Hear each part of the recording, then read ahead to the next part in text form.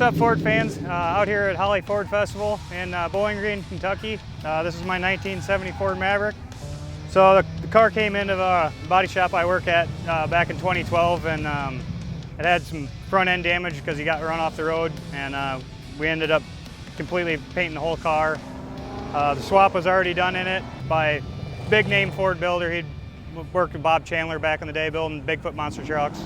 So I was lucky enough to stay in contact with the customer through other projects that he would bring us from his shop for us to do the paint and body. And when I found out it was for sale, I knew I just had to have it. Saved up some money and went and talked to him, and we kind of worked out a deal where I could take it home myself and keep showing it off.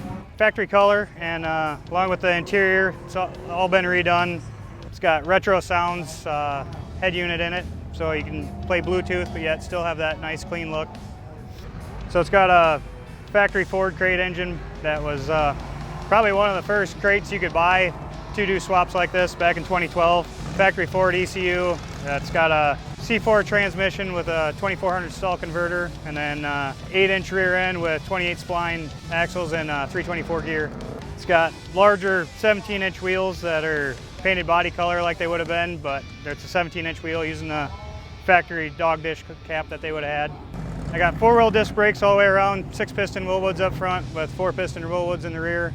Probably add electric power steering here this winter, and with the heat today, I'm thinking air conditioning. Ran it one time at the drag strip, got into the high 12s with it, and it was just a real moderate run, nothing slamming too hard.